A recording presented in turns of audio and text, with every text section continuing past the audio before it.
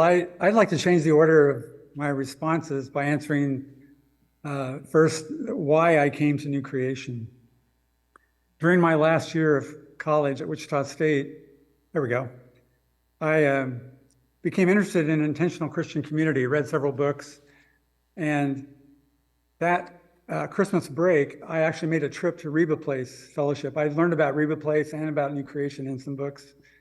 So I visited Reba Place in Evanston, Illinois, was there several days, including during a Sunday for worship. And just as a side note, that's where I first heard the song, Open Your Mind. And it was being accompanied on the piano by Jim Kroger, who wrote the song. So that was exciting. Then the following May, which was right before graduation from college, I got a call from Peggy Belser, who was my contact person at Reba Place. And I was planning to come to Reba Place. I wanted to move there and join the church there. But she said they felt that it would be best for me to join New Creation because it was closer to my parents who lived in Emporia. I learned later that the real reason they said that was that they were inundated with applicants. So they just needed to cull out some. So, and I'm glad they did. It was a good choice. So that summer I lived in Wichita, but I visited New Creation on Sundays and got to know people. And then in August, I moved to New Creation and joined a household. Houses at that time were several families and singles in each household. I joined a household in August, and then on October 10th, I joined the Common Treasury, which was the church membership was in the Common Treasury. And I remember that date because that was a very important decision that we felt like we were deciding to join the church for life at that point. And I was overjoyed to join. I came because I wanted to live out Jesus' command to the rich young ruler, go and sell what you have and give to the poor and come follow me.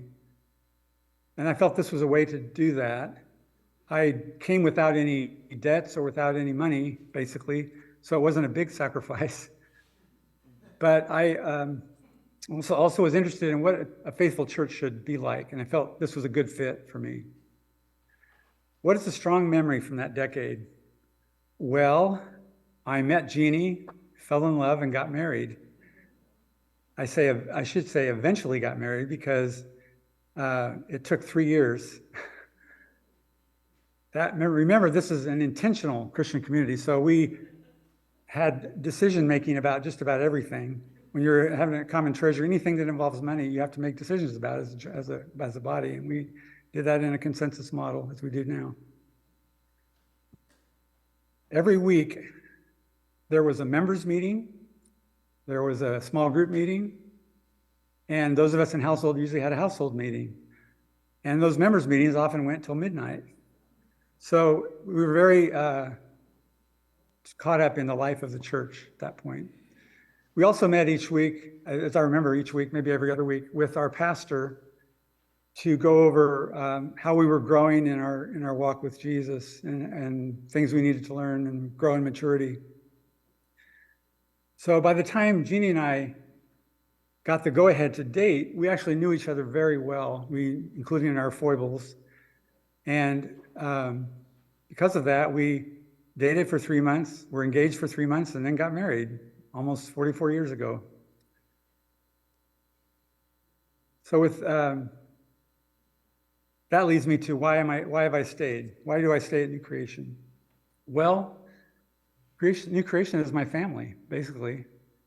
Our children grew up with people who are here who became their aunts and uncles.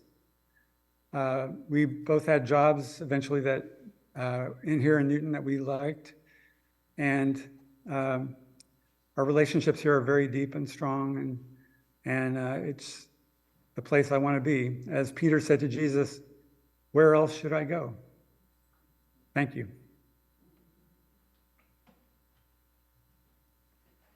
Thank you, Gordon. We will now sing Open Your Mind and Sing, and it'll also be up on the screen.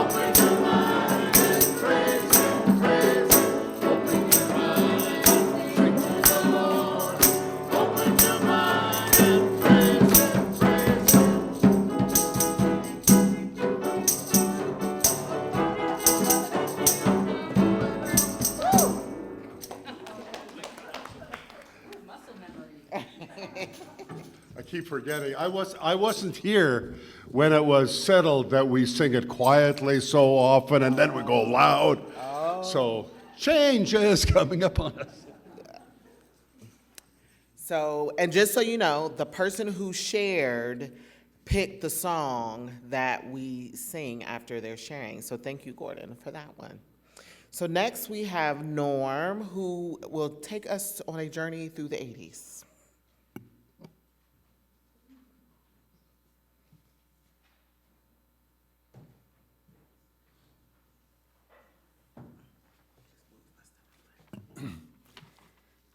My sharing about the 80s is going to be personal and focused. If you really want to know about the 80s at New Creation, you need to hear from more people than just me.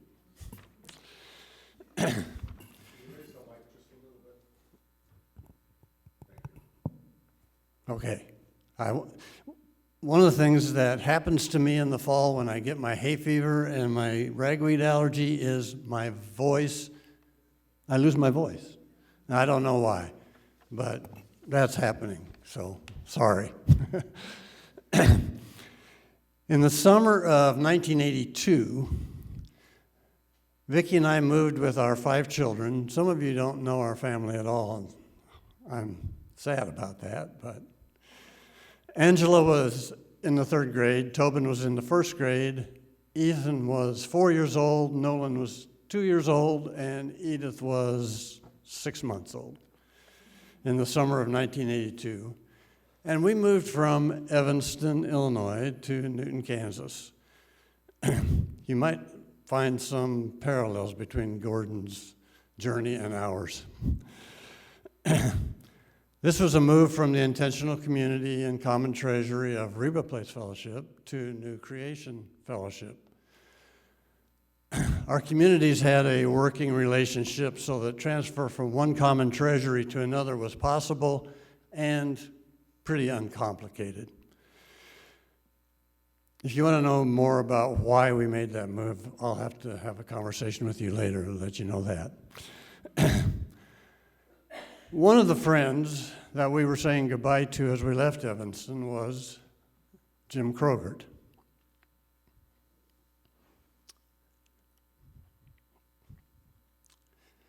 We were leaving a lot of friends behind. But Jim was special because of his music. Some of you know him and are familiar with his songs, many of which we actually sing, and we just sang one, actually. 1982 was the year that Jim released the song that has become special to us being Vicki and I, and maybe others here. That's Changes. It was certainly appropriate for what was going on in our lives at that time. And I'm going to use lyrics here. Changes coming upon us. It keeps moving around us. Got to keep dancing, knowing he loves us. Got to keep joy in our hearts. It was a little unsettling to feel like we were still in our chosen intentional community, but the cast of characters around us had changed. It was the same, but oh so very different. More lyrics here from Jim. He knows all of our needs, and he will meet them following his plan. Even the changes turning in his hand soon will be part of it all.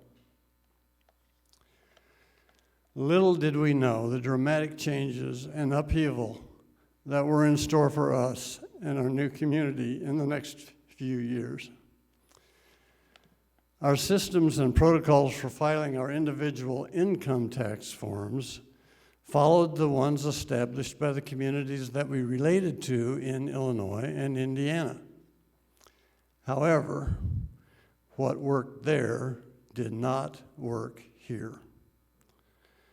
The local IRS decided that we owed thousands of dollars in back taxes.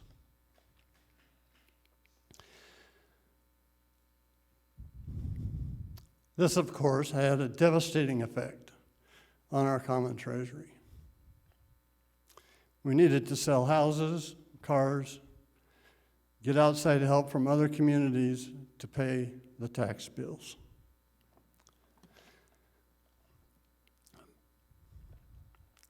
By 1985, there were only 4 families left in the common treasury, and we decided to end that part of our community.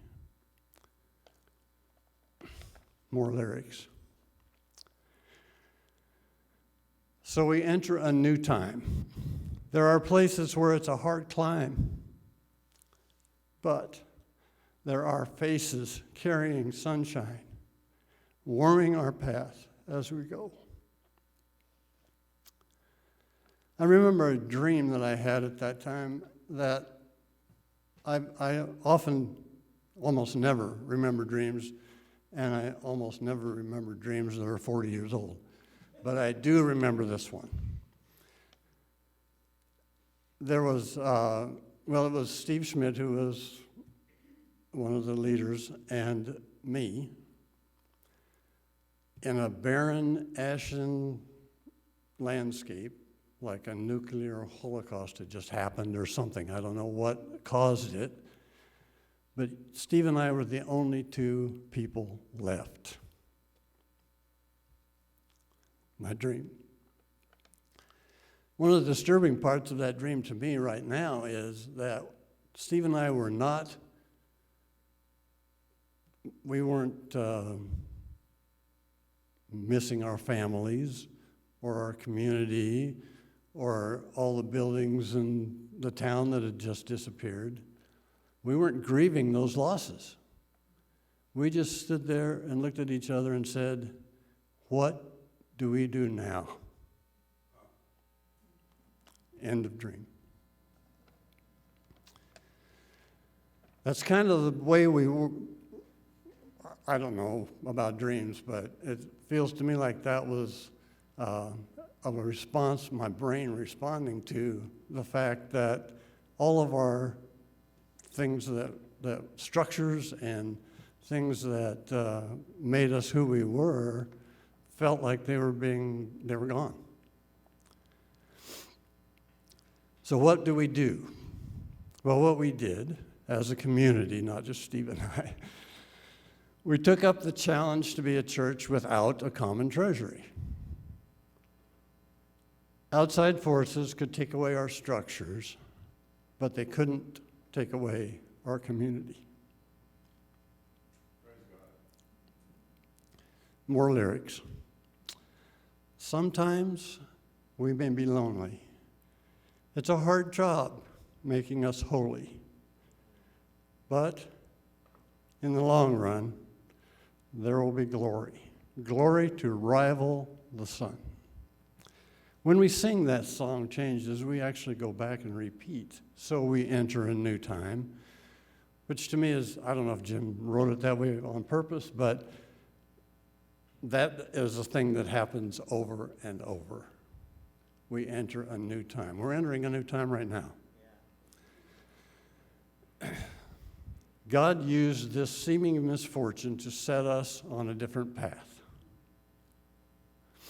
We could welcome people to join our journey without requiring participation in the common treasury. What keeps us, Vicki and I, at New Creation?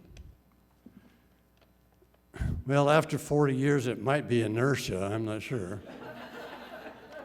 But maybe it's because we are committed to the journey for the long run, no matter what changes. Thank you.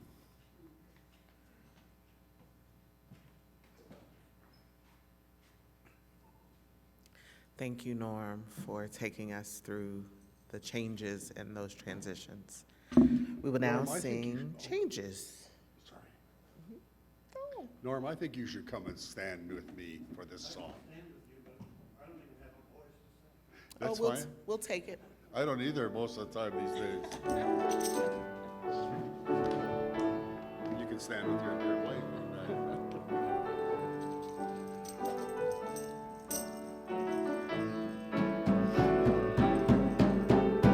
Changes coming upon us. It keeps moving, moving around us. Gotta keep dancing, knowing God loves us. Got to keep joy in our hearts. God knows all of our needs, and He will meet them, following God's plans. Even the changes turning in God's hands soon will be part of it all. So we enter a new time. There are races where it's a hard climb, but there are faces carrying sunshine, warming our path as we go. Sometimes we may be lonely, it's a hard time making us holy, but in the long run there will be glory, glory to rival the sun.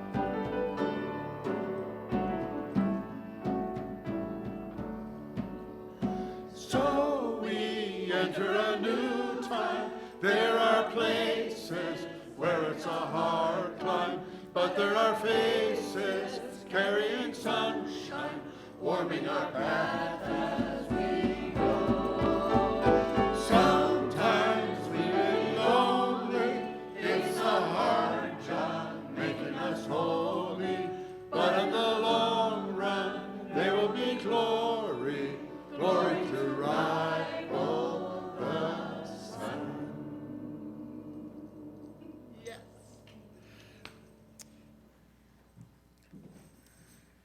All right, now we slowly enter the 90s. Come on, Naomi.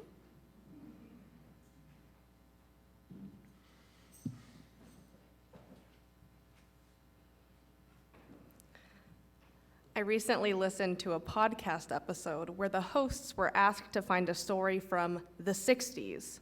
The first host shared an extensive list of events from all over the world throughout the course of the decade 1960 to 1970. The next host announced that their story was from the 1860s, which was a silly and somewhat obnoxious misinterpretation of the plan they had made together. The last host found a single story to tell, and they explained that it was only after they had invested themselves to the point of no return that they realized that the bulk of the plot took place in 1977. The host firmly stated he was a man of the 60s in lighthearted defense of this choice. When I was asked to share about my time at New Creation as somebody who was here in the 90s, I was momentarily concerned because I was born in 1998, which means I have exactly 0 conscious memories of New Creation in the 90s. So I guess this is kind of a disclaimer. I've been witness to online interactions between individuals who claim they were born in the late 80s, who were born in the late 80s and early 90s and claim ownership of the 90s kid experience, despite many of the toys, games, movies, snacks, fashion, music, social norms, and expectations being extremely relatable to members of Gen Z, too. Some will argue that I'm a millennial, but ever since I felt excluded from the Facebook group 90s Kids Rock back in 2010, it has been easy to recognize where my allegiance lies. I don't remember Y2K or 9/11, but I do know the sound of dial-up internet and the Seinfeld, oh my gosh, that was weird, theme music.